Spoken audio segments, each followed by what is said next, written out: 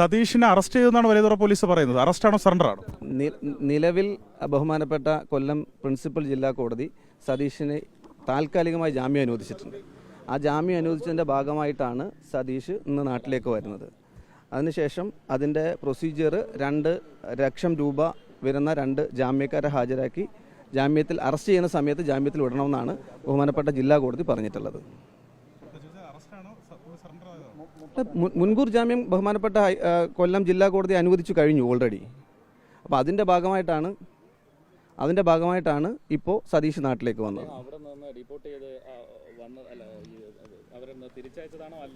അല്ല അത് അദ്ദേഹത്തിന് അവിടെ ഇതിൻ്റെ ഭാഗമായിട്ട് തന്നെ ജോലി നഷ്ടമായപ്പോൾ അദ്ദേഹത്തിന് തിരിച്ച് നാട്ടിലേക്ക് വരേണ്ടതുണ്ട്. അതിൻ്റെ ഭാഗമായിട്ട് കൊല്ലം ജില്ലാ കോടതിയെ ആ തരത്തിൽ തന്നെ കാര്യങ്ങൾ ബോധ്യപ്പെടുത്തി. അഡ്വക്കേറ്റ് സി പ്രതാപേന്ദ്രപിള്ള സാറാണ് ഈ കേസുമായി ബന്ധപ്പെട്ട് കോടതിയിൽ ഹാജരായിട്ടുള്ളത്, സീനിയർ അഭിഭാഷകനാണ് കൊല്ലത്തെ.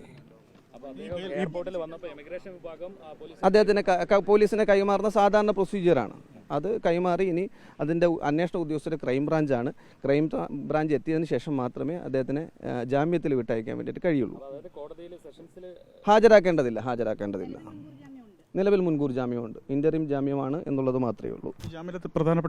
പ്രധാനപ്പെട്ട കണ്ടീഷന് ഞാൻ നേരത്തെ പറഞ്ഞതുപോലെ 2 ലക്ഷം രൂപയുടെ 2 ആൾ ജാമ്യം എന്നുള്ളത് മാത്രമേ ഉള്ളൂ.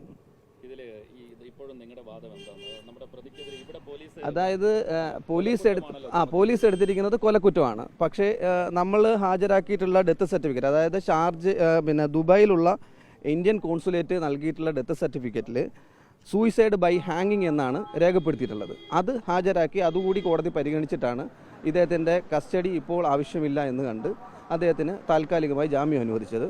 മറ്റെന്തെങ്കിലും തരത്തിലുള്ള നടപടികളിലേക്ക് പോലീസിന് പോകാൻ കഴിയുമെങ്കിൽ അതിന് മറ്റ് എന്തെങ്കിലും ചെയ്യാൻ കഴിയുമായിരിക്കും എന്നാണ് ഞാനും വിശ്വസിക്കുന്നത്. അതെ, അന്വേഷണമായി പൂർണ്ണമായി സഹകരിക്കാൻ സതീഷ് തയ്യാറാണ്. അതുകൊണ്ടാണ് നാട്ടിലേക്ക് വന്നത്.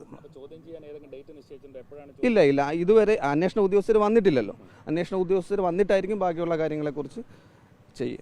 നടപടികൾ ഫോർവേഡ് ചെയ്യുക പോലും അന്വേഷണ ഉദ്യോഗസ്ഥർ വന്നിട്ടായിരിക്കും. അതേ ഉള്ളൂ. അല്ല, ആദ്യം പ്രോസിക്യൂഷൻ ലഭിച്ച ശേഷമാണല്ലോ നമുക്ക് ലഭിക്കുന്നത് പോലെ ഒരു ഓർഡർ പ്രോസിക്യൂഷൻ ലഭിക്കും.